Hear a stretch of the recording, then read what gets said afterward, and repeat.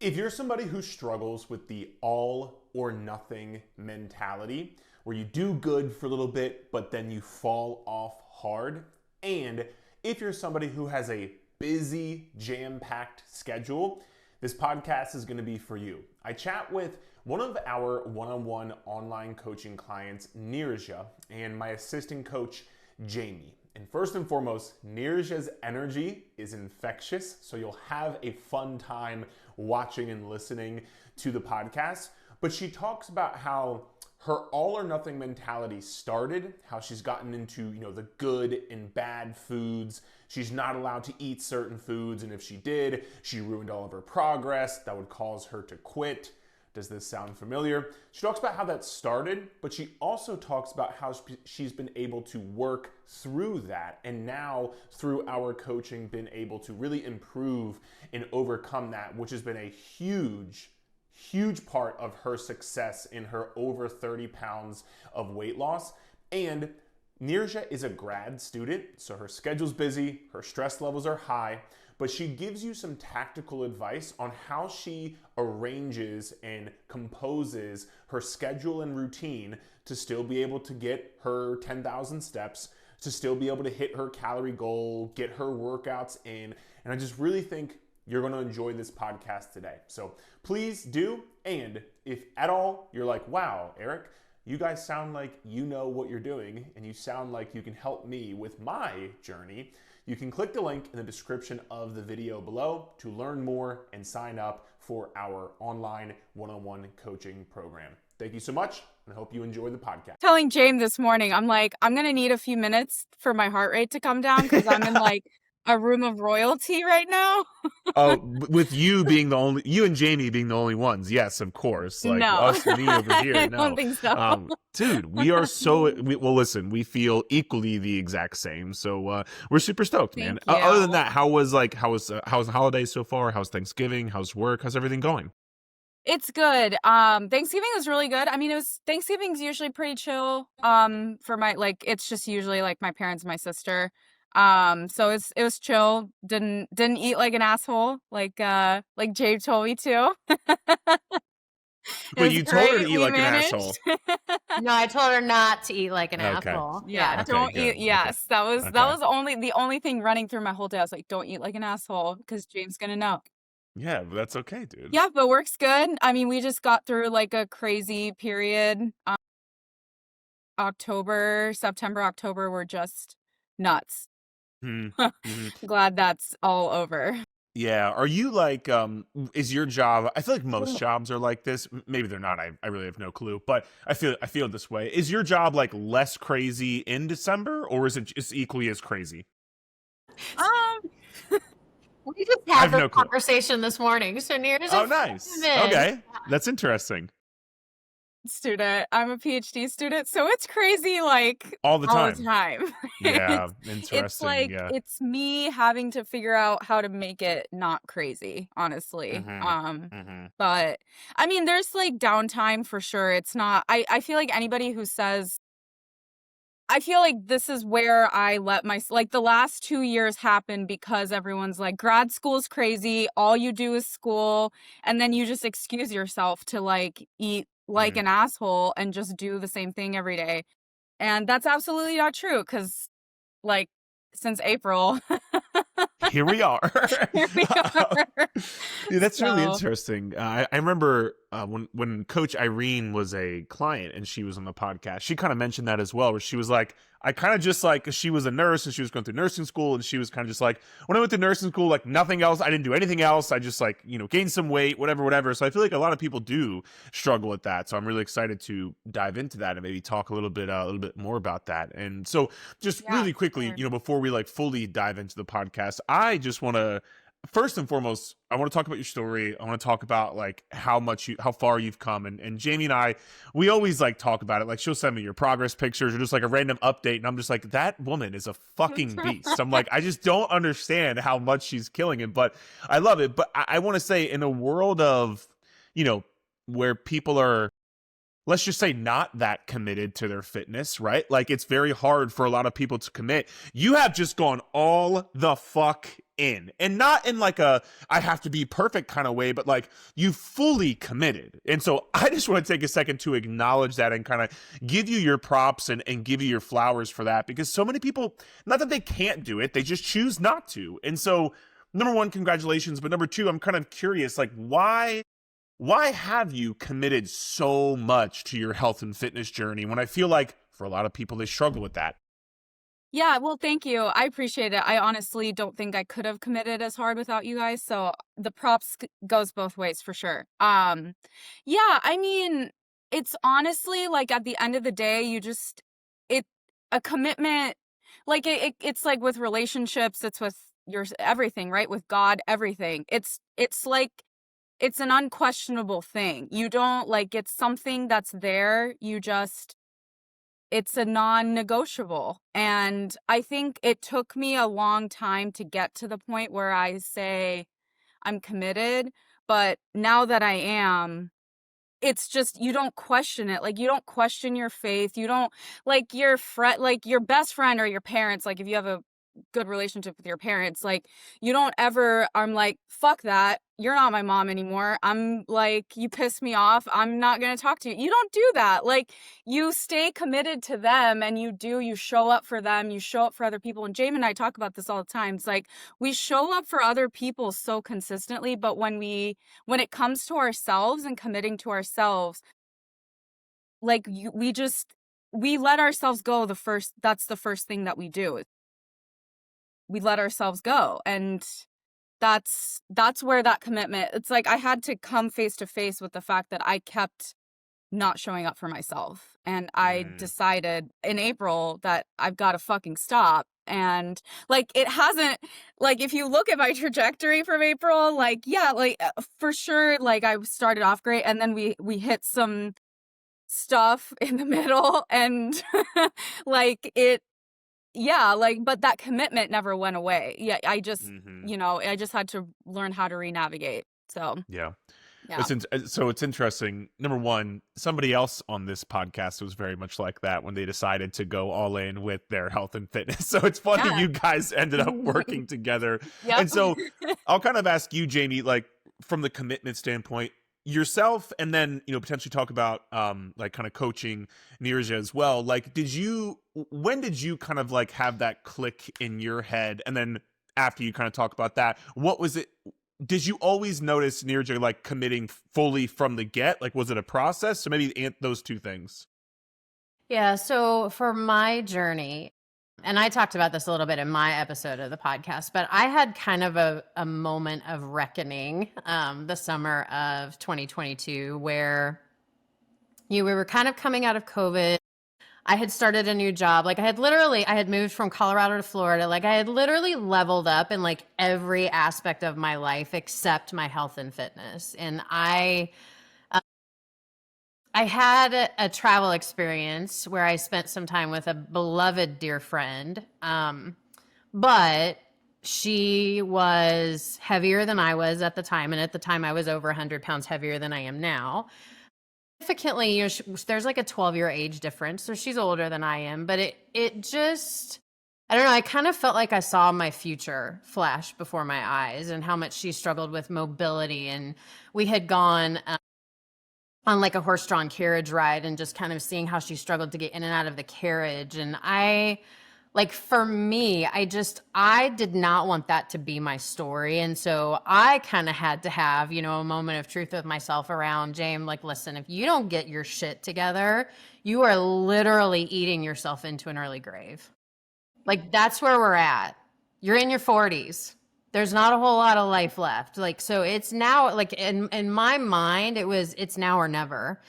And then I found it literally like a week later, one of your videos showed up on Facebook, and I'm a woman of faith. I felt like God was saying, okay, if you really want this, like, here's the path, here are the resources, here's the help, here's the community support.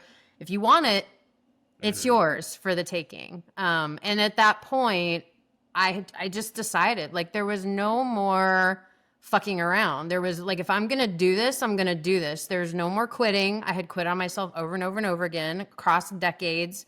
There was no more giving up.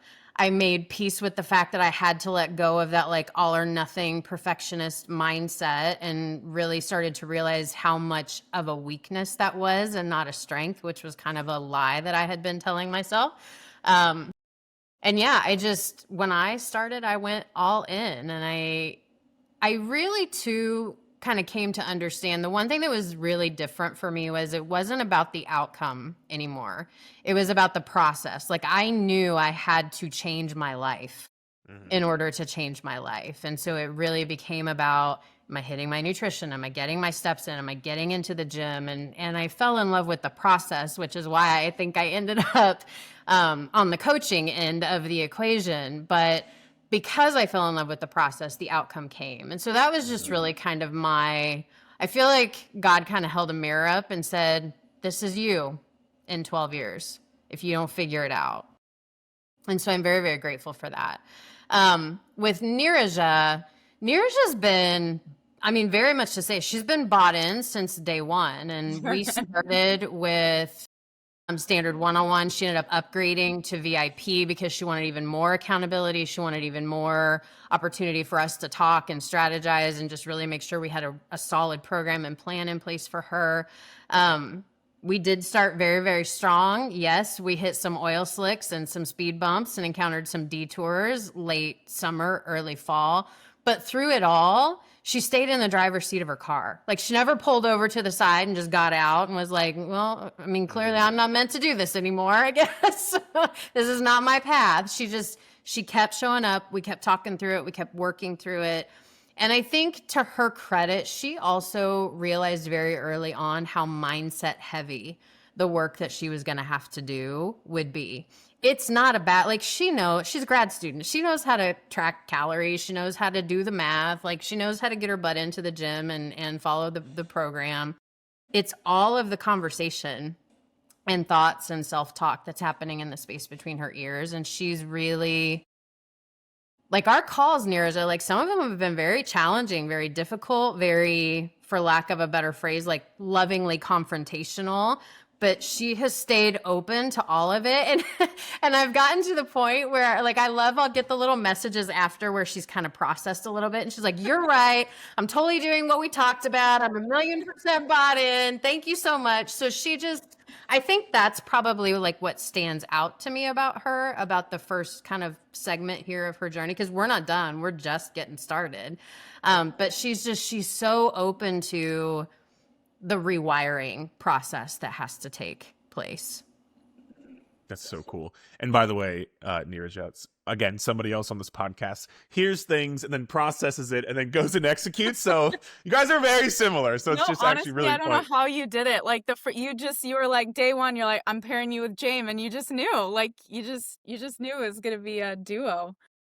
It's really cool to see, honestly. So, okay, so I want to talk about, it's funny because Jamie kind of talked about, what was her kind of turning point.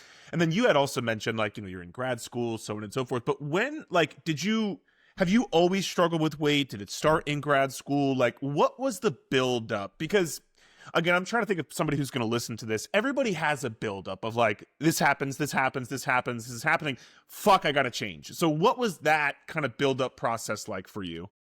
Yeah, I mean, I've been somebody who struggled with weight since I was a kid. Like, I've got some hormone issues, like, that I've had to just deal with. And so weight was always a point of discussion in my family. And I've been really blessed with the family that I have, like two really, really loving parents and a fucking amazing sister. People who are just like really supportive. So like when I was growing up, like, yeah, I struggled with weight, but like healthy food, like we're like a pro exercising family. Like we're at the gym, like we're on the treadmill at the gym on holidays. Like it's a non-negotiable. So yeah, so all of that was fine. And then I went to college, and then that's when it was like, all right, now I got to make my own decisions. Mommy's not going to hand me my food now. What? Nobody told me this. So yeah, like that first year, I didn't gain weight, but I just lost all direction for like what I was gonna, like the whole nutrition exercise thing just kind of like stalled. And then my second year, my friend, found the Whole30 program. I don't know if either of you guys have heard of it. Yeah, so we really bought into the Whole30. I did it for 2 years. So if you Holy want, and shit. that's really where this all or not, so like a Whole30, right? No processed food, essentially. It's like a highly restrictive diet, and it ingrained in me like good food, bad food, food that you should never, ever, ever eat because it's basically going to kill you the minute you put it in your mouth, right? And that's really where the all or nothing mindset just it went in and it never went back out. And so I lost like 80 pounds from that diet. Like there was a point where people didn't recognize me. And that's what people remember in college is that version of Neeraja, the Whole30 Neeraja who like went to the gym 3 times a day, blah, blah, blah. Wasn't healthy, right? That's the whole point of like, yeah, I lost the weight, but it was the mindset thing that James is saying, like that mindset I had these rules that I could follow, but they were highly restrictive and they didn't actually teach me anything. So then, and the point of that is like, I couldn't sustain it. So then I get out of, okay, fuck, I can't eat rice and bread anymore. What am I going to do? So then I start eating that stuff. And then your mind is like, fight or flight. I'm not going to, your body's in starvation mode. So it's going to start packing it in as fast as possible. So then I gained it and then I gained more and more and I didn't stop gaining until, I think my body was at one point was like, I can't gain anymore because if I do, you're not going to be able to move anymore. Yeah, when was that? That was like 20. So I did the Whole30 in 2016, did it till 2018, and then 2018 to 2022 was really when I was like consistently gaining. And then 2023 was when I started sustainably, and like, yeah, I had like these coaching programs in the middle, people telling me they could help me lose weight and, they tried and, they couldn't. 2023 came, I was like, okay, let me try. And I did. I lost like 30 pounds and then I had like a really traumatic breakup that year. And then I moved to grad school, moved to a city that I didn't know anyone. Food was really the only stable thing in my life. So I ate and I gained all of that weight that I lost and probably a couple more pounds. And then 2024 came. And my turning point was I saw a friend from college, and she knew me from Whole30 Neeraja, right? The one that was like, what, 100 pounds lighter? Yeah, I think like 100 pounds lighter. And she saw me, and I'm sure she didn't mean it because she's the nicest person ever, but she did like a double take because she was like, and then she was like, "Oh, Neeraja, like it's so good to see you. She was about to say you look different, and then she self-edited and she's like, "You're dressed so different." And then I thought I didn't that was in March 2024, and I kept thinking about it over and over again. And then my sister Shailaja, she's been with me this whole time, right? She knows the weight loss struggles. I kept talking to her. She's like, just do Eric Roberts' coaching program, dude. Shut the fuck up and just go do it. I can't stand you anymore. Also, we're the same person. If like whenever she comes on, you're gonna be like, did you guys reciprocate each other? She's like, I need you to shut the fuck up. I need you to go and set up a client meeting with him. And then that's what I did. And then here we are. So Well, couple things. I am so excited to have her on as well because she's fucking awesome. I remember when we were on the phone, I was like, "This girl is something." And she's like, "Wait till you hear my sister." I'm like, "Okay." So I'm excited to have her on too. Okay, so I guess a couple of follow-up questions then. So during that time, you said it was about 4 years of you gaining weight. It sounds like. And I'm sure there was like, he had college and things going on, but like, were you aware of like, hey, this is kind of like getting a little bit out of control? Like, I don't know that I really like where this is heading. Like, what was your like thoughts going on during that time? yeah, it's like you almost have an out of body experience because you see yourself doing these things that you know are not, they're just putting you closer and closer to your grave, but it's like you can't get yourself out of it. And for me, it was probably like a combination of a internal plus external circumstance sort of thing that was playing in with each other. But yeah, I absolutely knew that something was going on, but I don't think I had the, like, honestly, it was not the tools, because like I've been trying to lose weight for so long, right? So like I knew about the calories, I knew about macros, all that, but it's that the lack of accountability and the lack of believing in myself, like having faith, the commitment to myself. It was honestly what I didn't have. So, yeah. Yeah, it's interesting. I put I said in my podcast the other day, somebody really liked this. They messaged me on Instagram and told me, but I was like, if ChatGPT is giving you a meal plan and a workout plan, like, why are you still fat? And they were like, that was kind of harsh, but I loved it. And I was like, it's not kind of harsh though, because to your point, it's the mindset stuff. Like it's what's going on in between your ears that's going to make or break the difference. And this is a perfect segue. I'll kind of throw it over to you, Jamie. Like, I feel like that's when people ask me about coaching, it's like, yeah, we give a workout plan and it's awesome. And like, we give help with calories and it's great, but it's like, it's really the coaching aspect of it. And so I'll kind of ask you, Jamie, like when you and Neeraja first started working together, what do you remember about like the mindset coaching or just the coaching in general? Like, what kind of angles did you have to take? What approaches did you have to take that were like, all right, we're really going to have to hone in and kind of focus on this right here? I mean, honestly, from the get-go, again, because Neera's is highly intelligent, right? So when she initially got her program, like, she was firing on all cylinders. We were crushing it.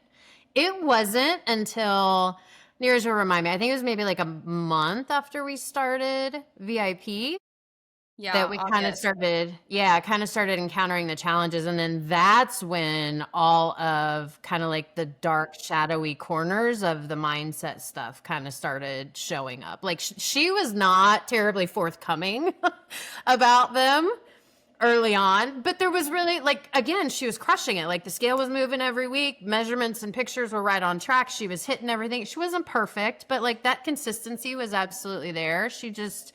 And because I was like that didn't seem foreign to me. So I was just like, all right, we're going to rock this. Let's just keep going. But then once life started lifing, that lack of commitment to herself started rearing its head. And we learned how conditional the habits that she had built still were.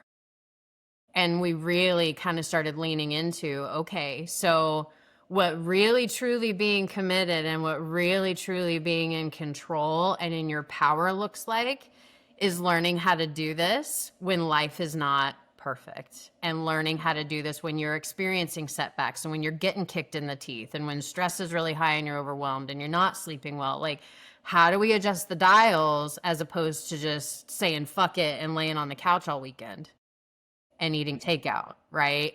That's really when we kind of started getting into, okay, it's not the systems, it's what's going on up. It's the self-talk, it's the monologue that's happening up here.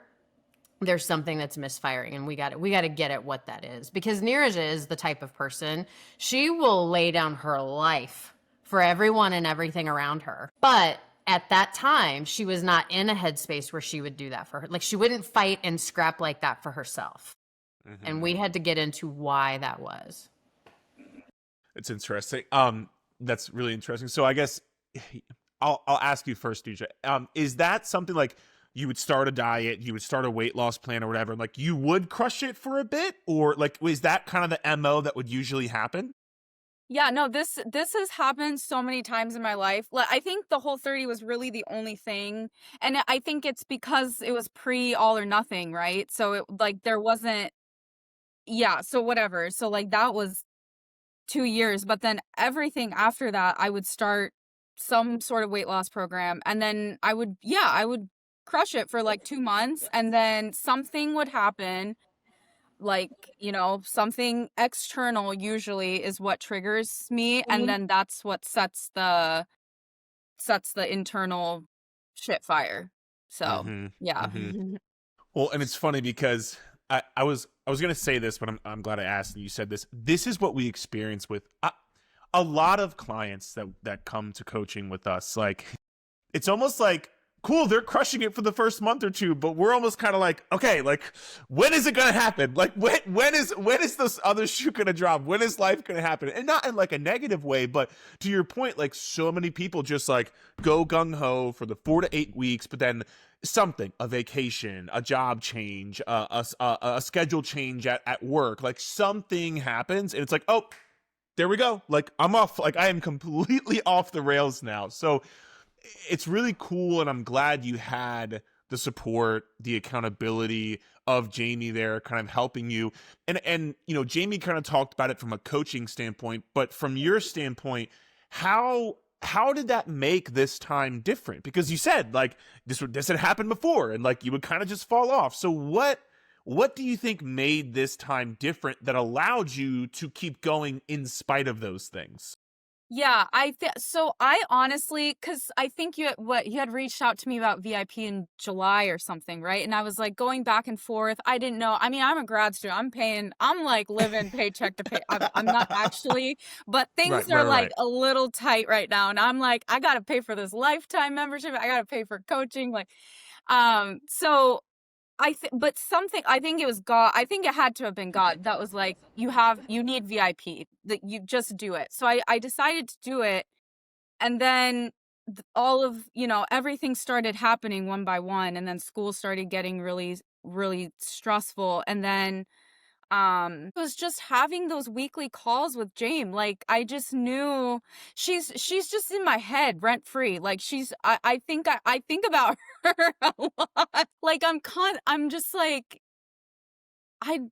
if I'm not going to show up for myself, because, right, it's that commitment, right? We were building the commitment. I'll lay myself down for the people I love.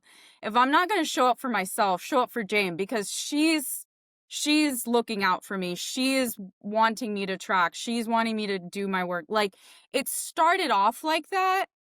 And then it slowly, like, during our calls, during everything, it got more to being like, I'm going to show up for myself, because I think it was just like, when is enough going to be enough? You can keep doing this. You can do this until you're, whatever, if I get to live until I'm 90, like, you can keep doing this and have this unbreakable cycle, or things could be different and life could be shit and you can still show up to the gym. Life can be shit and you can still eat within your calorie deficit and get your steps, because, like, it's not perfect, but you're still showing up for yourself.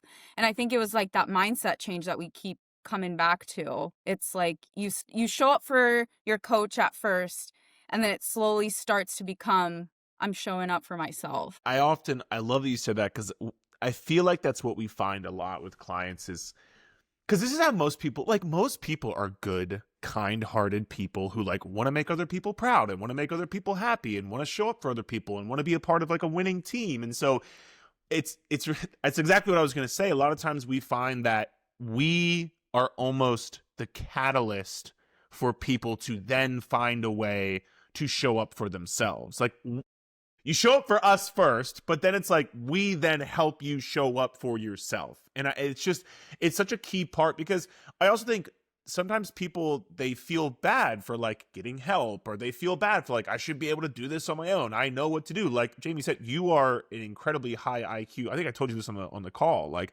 I'm very low IQ. You're very high IQ. So like, I try to sound smart to you, but like, you're very smart. And so it's not that you don't know what the fuck to do, but it's like finding out why we're not doing it. And I think that's a huge part of it. And so I'll throw it over to you, Jamie. Like, as you had mentioned like some of the things that were going on and some of the struggles that were going on, and you guys can get as in depth or not as in depth as you'd like there, but that's when most people quit. So like, how were you able to coach her through like, no, we're not fucking quitting this time. Here's how we're going to keep going. Here's what we're going to do. Here's what this is going to look like. Yeah, I think with her, it just kind of became about leaning into daily habits, daily choices, daily decisions. Like, how do it doesn't have to be, we're not trying to boil the ocean. let's just take like, what's the very next choice that's in front of us? Is it your workout? Is it getting to bed on time? Like we just had a huge conversation about sleep this morning, right? So we can think clearly. Is it do you need to meal prep? What needs to happen? And it's interweaving those daily habits by making sure that our reasoning and our thought processes match with the goals that we say we want to achieve and with who it is we say we want to be.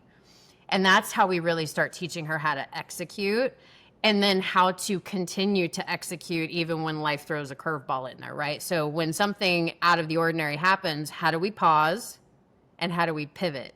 As opposed to just saying, well, fuck it, and chucking the whole plan out the window and I'll just start tomorrow or I'll start Monday or whatever the case may be. Yeah, and again, I think that's, so I'll throw it back over to you, Neeraja. Like what has maybe been the one or two biggest things that you've kind of like latched on to, that you've taken away, that you've used as like a mindset framework, like anything that helps you, that you have learned has helped you get through some of these challenging times? Because again, I'm trying to think of like the person who's listening to this. Most people quit when shit gets crazy. So what has been like the difference maker for you? What has been some of the mantras or some of the things you've told yourself or latched onto or anything?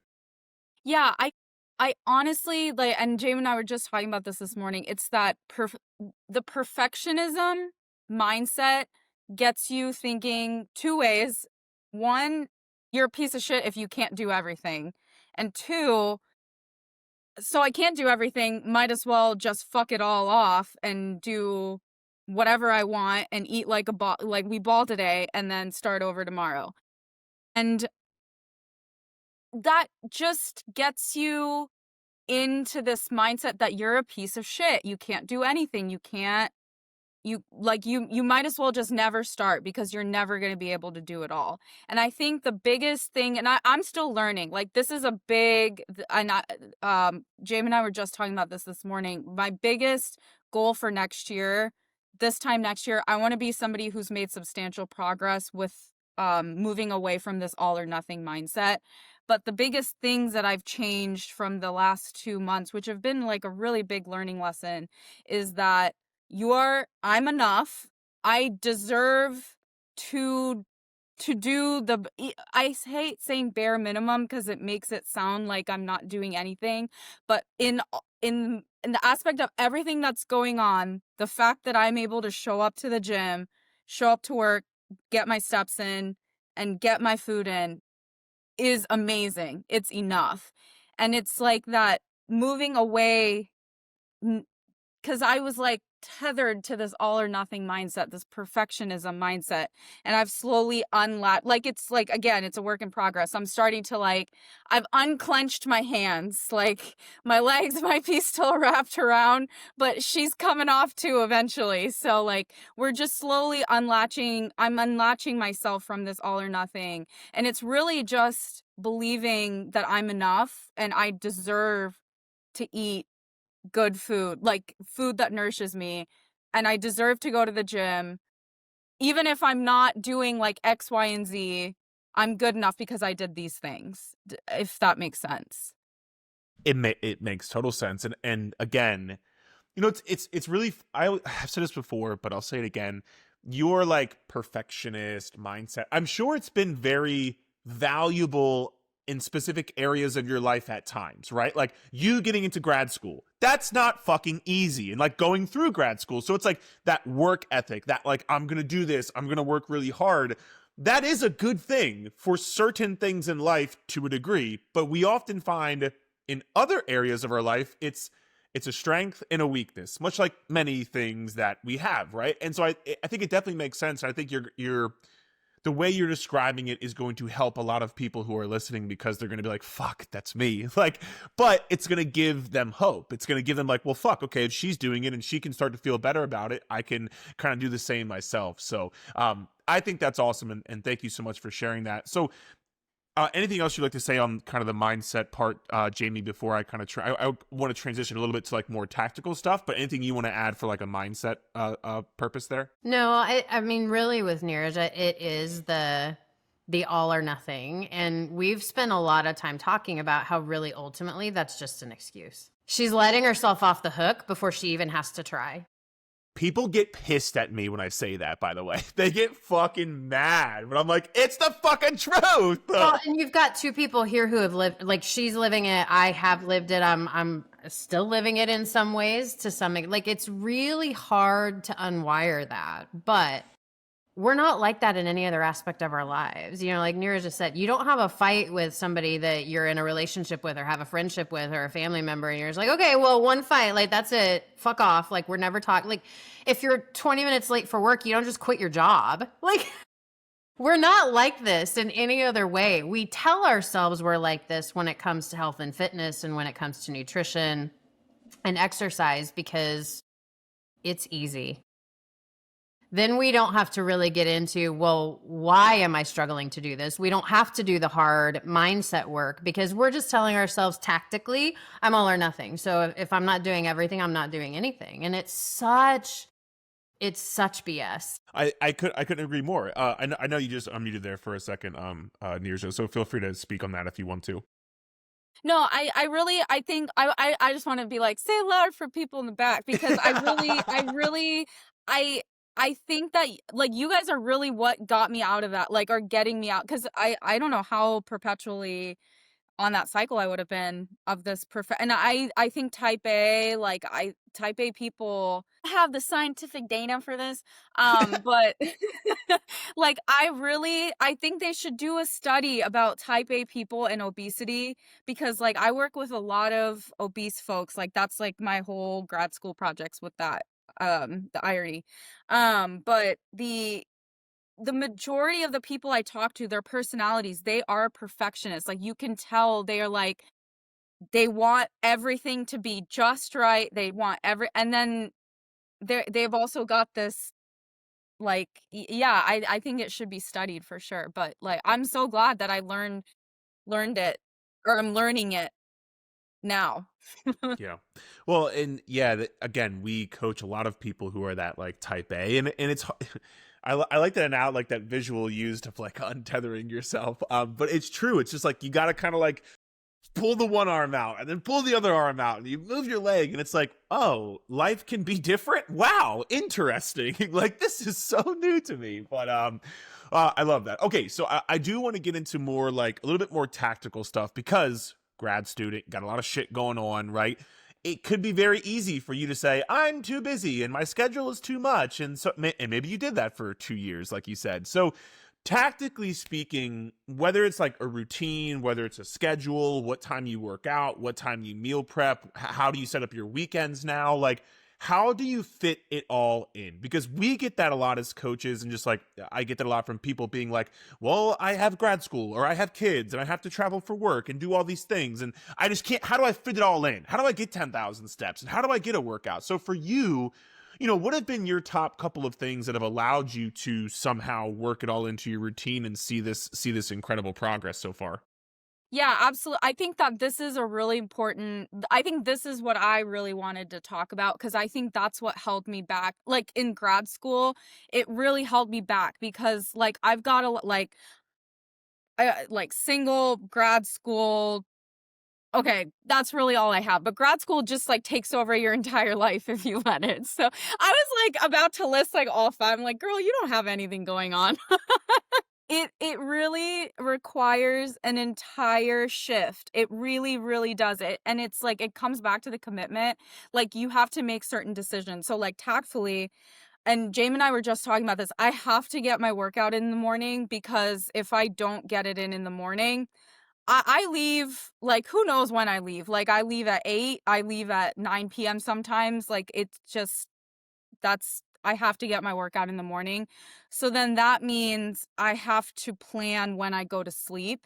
And that's been a work in progress. That's been, like, kind of a chaotic shit show the last 2 months. But, like, really prioritizing when I go to bed so that I don't wake up feeling terrible in the morning has been the biggest thing. And then also just getting into the mindset of getting that workout in the morning, especially in the winter. It's so easy to put that alarm. Oh my God, I almost did it this morning. And I'm like, nope, can't do it. Because if I don't do it now, I'm not going to do it later. It's like, Yeah, so with workouts, that's been the biggest. You just have to do it. You have to find a time that you can do it every day and just stick to it. So like I go to the gym every day in the morning at the same time, like for the weekdays. And then weekends I have more flexibility. In terms of meal prep, that's been the biggest challenge. It really, and I've had to rely a lot on some like pre-made frozen meals and like fitting that into my calories, and that's something I'm working on, re-navigating for next year. And or like even now, like I'm meal prepping just like easy things. And I think the biggest thing for me, I get in my head about how complicated meals have to be. I think because when you look forward to food, because yeah, I think it was before starting this, it was being single, grad school, food. These are the three things in my life. Like food was really the biggest thing that was taking over my entire life, right? So um just taking that complexity out of food, like rice, chicken, and broccoli. When did rice, chicken, and broccoli become such a demonic thing to say? Everyone's like, rice, chicken, and broccoli, that's basically the devil. And it's like, you can make it delicious and taste good. Like, that's what I've been doing. That's what I did. Like, I'm doing that for this week for dinners, and then it's good. I'm like, this is really fucking great. Why do people hate on it? Just throw the chicken in the air fryer. It tastes delicious. And I'm somebody who doesn't eat meat. So it's like, if I'm saying that, you have no fucking excuse. So I think that's been it's the meal prep, taking the complexity out of it. It doesn't have to be complex. And it's okay if you have to rely on some frozen meals for lunch. It's better than takeout. It's better than stopping at Taco Bell on your way. And yeah, the steps, I think carving out time. So like, you're at your desk all day if you work a computer job. And now I look forward to my lunchtime walks because it's like, I mean, it's colder now, so I walk inside the hospital, but like you just have to. I think that a lot of people, because like when I looked at my schedule, I'm like, I actually have a lot of free time. I pretend like I don't, but I have a lot of free time. I just need to stop scrolling on Instagram, scrolling on TikTok, watching YouTube videos or watching YouTubes while I cook, while I do my steps. So it's like it's honestly just getting out of your own head. That's all it is. Yeah, there's so a couple of things. Number one, you do have a lot going on. You have your fitness, you have your grad school, you have family, you have faith. Like you do a lot. So I hope you can keep yourself. You should like, you have a lot going on. So, and you're doing amazing. So kudos to you. That's number one. Number two, you said something that I thought was really interesting. You listed again, you were like, grad school, fitness, and you said food. Those are like your single, grad school, and food, like those three things. And I just find it very interesting sometimes how much power, how much like headspace that people give to food. And I get it because like you go out with friends and like it's a social thing. And so I do understand there's like a connection aspect of it. But at the same time, like it's just food. Like you don't have to give it so much real estate. You don't have to give it like beachfront fucking property in Florida. Like it can be like back in the suburbs or something. Like it doesn't have to be that big of a deal in your head. And also, I think when you make it less of a big deal, when you do go out to eat to enjoy a nice meal out with your friends or family, it becomes like that much more special because it's like, cool, like I get to enjoy this and it's not as big of a deal anymore. So I just found it interesting that you said that. That's number two. And then number three, I want to throw it over to you, Jamie, from like a coaching perspective. Like Neeraja just kind of talked about, some of the stuff that she had done, like some of the scheduling stuff. Like what did you have to do from a coaching standpoint to kind of like help her, kind of fit it all in? Honestly, it was just part of the conversations that we were having every week. It was like, she's like, well, I went home this weekend, so I didn't get my workouts in. I didn't get, I tried to walk, and it was like, okay, so like, and we look back not to like judge or shame or assign guilt or anything like that. We look back to reflect. And so we would like real time live talk to you, okay, well, what could we do different next time? Like, is there something you could have done differently to actually get your workout in, or to get your steps in, or there have even been times where like protein was a little bit of an issue because when she goes home, she's not necessarily cooking her own food and things along those lines. And so it's really just kind of like that real time problem solving. And it's never like set in stone, but it's just, what can we try next time? What do you think might work a little bit better for you? And it was the same thing with her workouts where she was just like, yeah, so like, it's been like a week. I haven't been getting to the gym. I'm like, okay, well, so what's going on? And it, you know, is usually like life was blowing up. It's like, okay, can we, instead of going for an hour, can we go for 30 minutes? If we can't go 4 times this week, can we go 2 times this week? Like, what can we do? And then we can go from there. That is interesting to me, piggybacking off of what Neeraja said as well, because I think you ended that, Neeraja, by saying, like, it's getting out of your own head. But holy fuck, that's hard to do on your own. And so it's like, if you have Jamie there helping you, be like, okay, cool, like, this is fine. And to your point, Jamie, I feel like people try to do this, like, I didn't get to the gym this week. And you said, like, you go back and reflect, not in a judgmental way, but most people are just like, I'm a fucking piece of shit and I just won't go this week either. It's like, okay, no, like, that's not what the fuck we're supposed to do. Like, let's reflect. Let's think about it. What can we change? What can we adjust moving forward? And so having that, again, going back to like the coaching aspect, it's not just about the plan. It's like being able to adjust the plan and having it, like, to kind of your point again, Neeraja, like being enough. And that's a question I want to ask you, because with people who have this all or nothing mentality that you used to have, see how I said that there? Did you ever find yourself being like, well, just working out 2 times a week, Jamie, that's not enough? Or like, just getting an extra walk when I'm at work, that's not enough? Like, did you ever find yourself doing that? Yep, absolutely.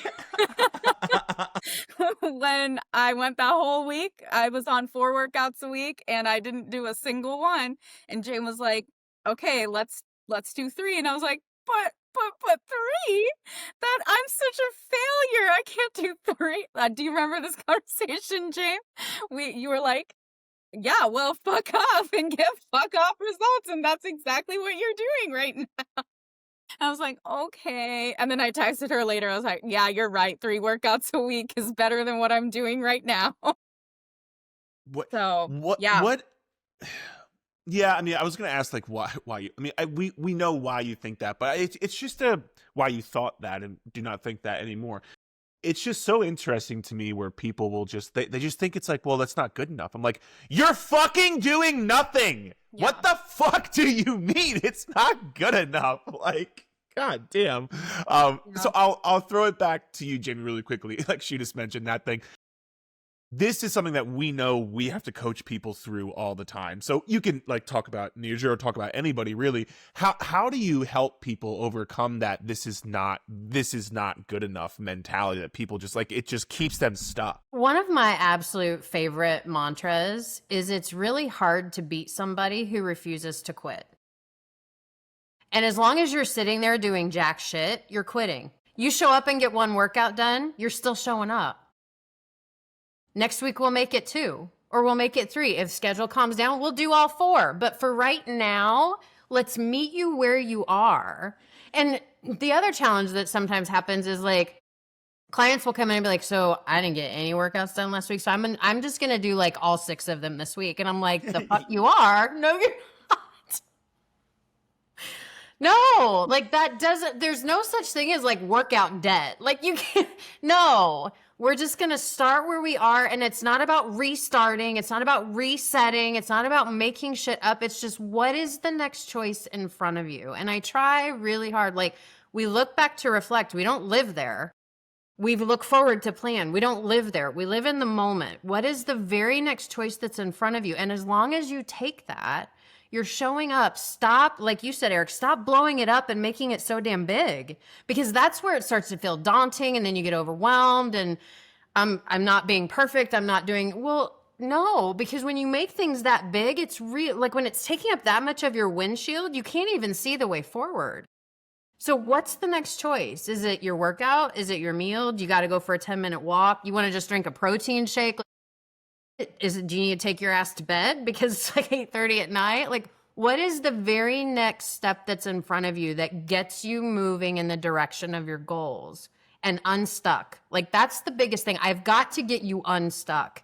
I've got to help you check a box so we can swing that momentum back in a positive direction and get you out of your mind and into motion. And that is kind of like my standard MO. We got to get out of our heads and just do something. Yeah. I can see Neeraja wanting to do 8 workouts in 7 days. Like, yeah, it's fine. I'll fucking do all 8 this week. I don't care. Like I can see that happening. So like it's only 7 days, Neeraja. But okay, so all that makes sense. I love that. Thank you both for that. I have another question. It's kind of tied into what we talked about thus far, but okay, Neeraja, so you've had, you wanted to lose weight, and if you don't mind me asking, how much weight officially have you lost since you started coaching? I think it's like 30 pounds. Let's fucking go. Congratulations. Let's Thank fucking you. go. Yeah. So that's incredible. 7 inches. 27 inches. 27. That's a fuck ton. So with that, you want to lose weight, but as we know, a lot of people get overly fixated on the scale. Were you one of those people that used to get are you still overly fixate on it? Is it less about the scale, more about how you feel? Like, what has that relationship been like with balancing? Yeah, I want to lose weight, and like, yes, I do want to see the number go down, but it's like, of course that can get unhealthy. So what has that process been like for you? Yeah, I've definitely had an unhealthy unhealthy perspective about the scale, just because like from a kid, like I whenever I went to the doctor, the weight was like this huge, because like they were trying to regulate my weight to make sure my medicine was like doing its job. So that was like this amplified thing, and it carried through adulthood. And like a lot of, actually, I think your coaching program is really one of the few that does daily weight check-ins, and that's taken, I don't think about the weight. Like, of course, like I'm like, Jane, the scale's not moving, and I've been consistent all month. Like, of course that's gonna happen, but it happened this morning. Okay, let's be honest. But like, yeah, okay, like I weigh myself after Thanksgiving and it's up 5 pounds. Yeah, because you had carbs, like you had like way more carbs than you did. It really took the whole, like, I think people are really afraid of what that number is going to say, but because it's in, like, it's a part of this entire story that we're trying to tell. Like, we've got the progress pictures, we've got the measurements. I honestly, like, now I think about it more from like my progress pics and my measurements, and like when the scales like getting, like, because yeah, I have stayed the same weight like the last 2 months, and I started to get in my head, and that's when I like take my progress pics out, and I have to remember like where I started and like and then I have to remember who that person was and how different I am now, and how I'll never be that person again. And not that like Jamie and I talk about this, I love that person. I have so much love for that person because she's the one who got me to start making a change. So I never want to put that person down. But in terms of scale, yeah, like there was a lot of fear around it, and you just have to take it as a number, and it's like it's a single data point. And yeah, like scientists, like we never take one data point. Like we have to take it in the scale of like an entire year's worth or month's worth, so I appreciate that we have to do it daily. Like it's taken that fear out of it for sure. Well, I'm super glad, and that's awesome, and that's a kudos to you for sticking with it. So congratulations, and a kudos to Jamie for some incredible coaching. So kudos to both of you guys on that. And that's where, again, I think I've said it before in the pod, but like exposure therapy, it's like you have to expose yourself to these things that make you scared and anxious, and it's this huge thing, because then it doesn't become this huge thing. Then it just becomes like another Tuesday of Neeraja bitching about the scale. You know what I mean? Like, we'll bitch about it and we'll get over it and we'll move on with our day. Like, it is what it is. It doesn't ruin your day. It's a 5, like me, when I go walk outside right now, it's fucking freezing. I'm like, I fucking hate my life. This sucks. And I go get the walk and I come back in, and it is what it is, right? Like, it's just, you bitch and you move on. And so I'm glad you're at that point. And of course, it's always like, I always say, it never goes away. It's always going to be a thing where like, yeah, we work on it and so on and so forth. But it's definitely sounding like you have a much healthier relationship with the scale, not because you've avoided it and just like, I'm going to throw my scale, I'm going to put it in the cabinet, I'm going to throw it out the window, I'm going to never step on it again. It's like, I don't know that that's the answer. I think we should work on actually understanding it and learning it. So I'm really glad to hear that. I'm really glad to hear you talk about the measurements, the progress pictures, because that's one thing too. And I know this for a fact. The average person who listens to this, they don't fucking take their measurements. If they take progress pictures, like, it's not consistently. So they're not even tracking other forms of progress. But then that's when people get overly bitched out about the scale, because like, you have nothing else to look at. You have nothing else to compare to or track data. So that's awesome. So probably last thing I have for you, Neeraja, and thank you for being so generous with your time, both you and Jamie. I appreciate it. Workouts, lifting weights. Have you always lifted weights? Have you not lifted weights? Do you love it? Do you hate it? Like, what is weightlifting specifically meant to you thus far in your journey? I love lifting weights. I think it's been a journey to get here. I think I definitely bought into the whole like cardio equals fat loss sort of thing like earlier. But I mean, especially since starting the program, like you're kind of just in competition with yourself, and like with the app, like you can easily see what you were at last week before, like tracking that progress. It's like you're just competing with yourself, and I love competition, first of all, but like I love lifting heavy. I love feeling like a badass. I love just crawling out. Like this month, James, I'm crawling out of the gym, girl. Let me tell you, this morning, the single, like, what was it? 1.5, 1.5 RDLs, and then single leg 1.5 hip thrust. I'm like, this girl chose violence. God damn. I'm just God like damn. crawling out of the gym, but like I love it. Why would I want it any other way? So everybody, women especially, like you gotta lift weights. Don't like it's not gonna make you big. Yeah. You competitive? No. Your sister competitive? No. I never would have guessed. I never would have guessed that you guys are the slightest bit competitive. That's super funny. Jamie, from a weightlifting like program design standpoint as a coach, I think we can also see too, like when we first get a client, kind of like where are they at, like where are they going, what's their current level of fitness? How have you seen that kind of evolve in her progress, but then also like what you're able to throw in, which it sounds like this month is fucked, but how has that evolved for you as a coach for coaching her? Yeah, I mean, we kind of start out with like the standard survey type of workout where we're just putting in like foundational moves, like in the very beginning, check-in form, kind of seeing where people are at, getting to know, like, are they pretty good with technique? Do we need to kind of focus up on technique? Getting to understand where their strength is. Like, Neera's just strong. And Neeraja doesn't know this, but a few months ago, Neeraja started commenting on my workout videos, and she was just like, "Girl, like that was fire." And I was like, "Okay, so we're gonna start ramping, like, because that's what's exciting to her." So we've started really ramping up the intensity. We're doing some harder moves, like 1.5s and eccentrics, and we're getting some barbell back squats.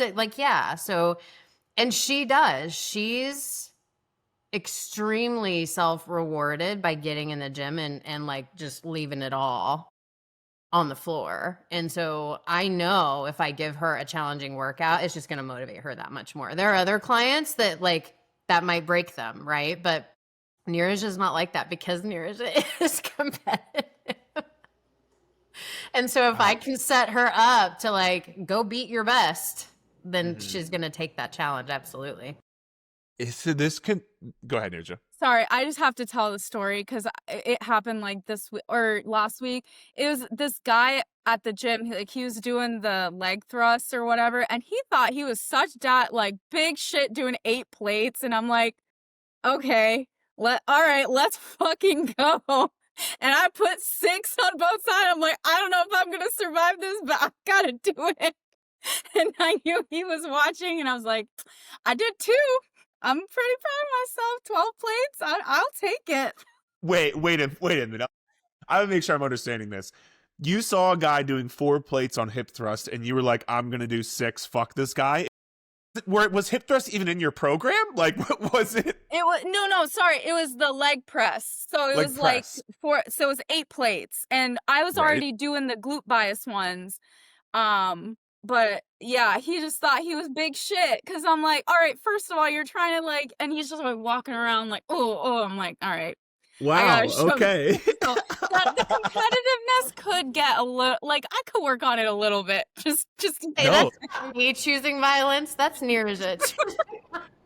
So she just randomly went for 6 plates on a fucking leg press.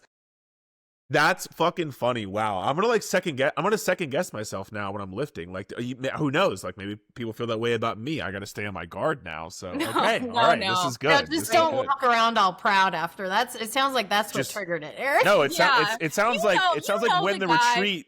And of course, they never replate it's the guy that doesn't replate his weights, and jackass. That's the guy. I doubt that you're that guy, Eric. No, we got to put the plates away. But I also am. And she's like, just leave those. Those are, you don't need to unpack those. I did. That's why I was like, you can leave them. He was like, he wasn't gonna put them back anyways. So. No shit.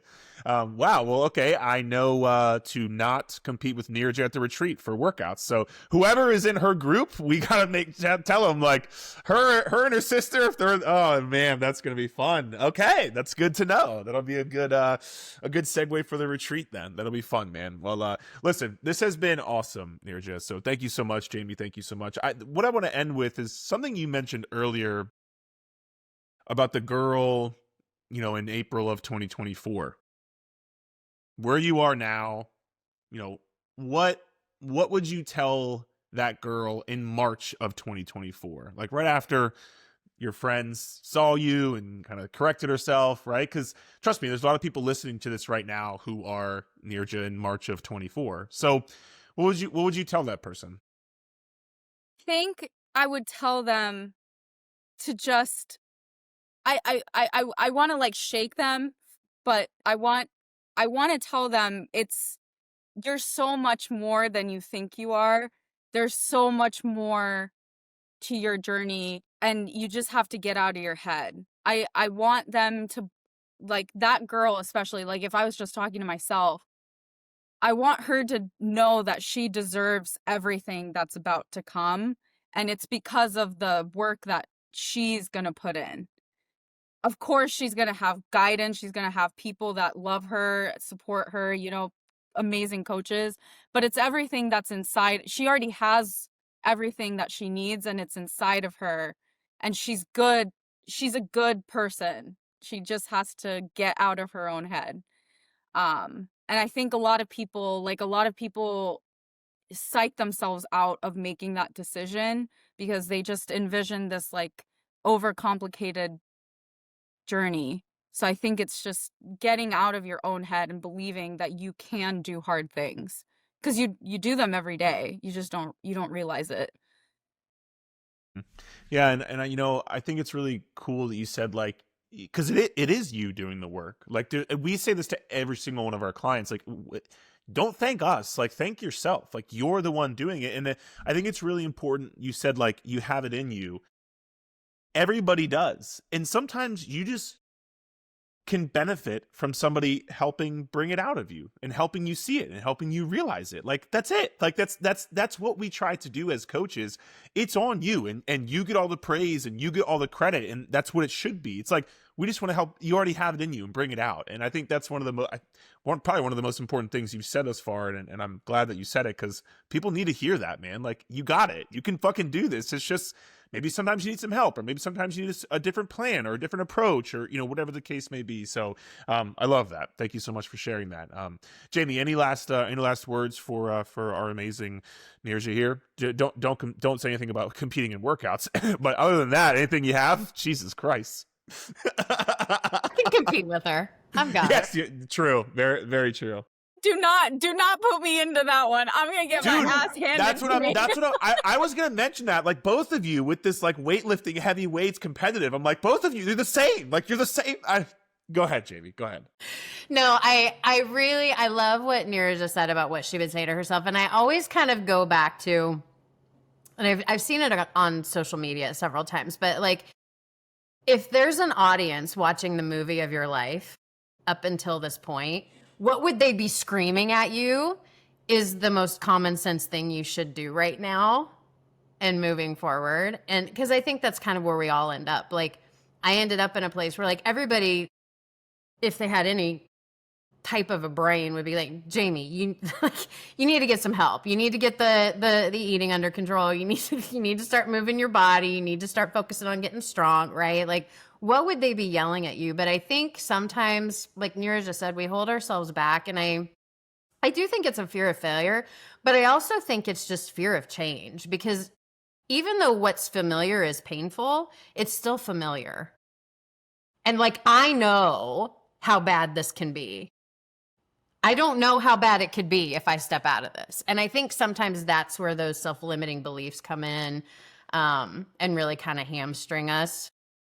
But I think to Neeraja's point, like, you are so much stronger and so much more empowered than you could ever possibly imagine. And what is out there waiting for you is beyond your wildest imagination. You just got to be brave enough, like I said, to take the next step. You don't have to see the whole staircase. Just take the next step and get some help. I needed help. Neeraja needed help. You know, there's nothing wrong with asking for help. And I've come to learn that the bravest people are the ones who are willing to put up a hand and say, I need some support. Well, and that's what courage is. It's like, you don't have courage without fear. You don't have courage without doubt. Like, so be fucking courageous. Don't, yeah, I could, that's a whole different topic. But yeah, I love that, and I appreciate you saying that, Jamie. And yeah, I mean, listen, ladies, this has been an amazing podcast. So thank you again for both carving out some time on such quick notice to get it done. Neeraja, we are super fucking stoked that you're in coaching for at least the next fucking year. Can we like clap it up for that for a second? I was gonna say, let's talk about commitment. When you I know 12 months, like, girl is bought in, locked and loaded, bro. Oh, yeah, I'm here. That's what I'm saying. It's and I know you were mentioning earlier, like, you gotta pay for the lifetime and you gotta pay for coaching, but like, number one, that speaks to your level of commitment. I've said in this podcast before, show me your bank account and I'll show you your priorities. You say you want to fucking get in shape, you put your money where your mouth is. You say you want to feel better, you say you want to overcome this mentality, you're putting your money where your mouth is. And also, it's like, what the fuck else are we spending our money on? Another fucking purse or another pair of shoes? Like, fuck off. Like, yeah. So I'm really proud of you. I'm stoked to continue to help you. I'm stoked to meet you at the retreat and get some great lifts and eat some great gelato. It's going to be great. We can't fucking wait to meet you there. And dude, we're just so thankful that our paths have crossed. And, you know, I'm sure Jamie can attest to this. Like, it's all part of God's plan. And we're just so happy for you, man. Really.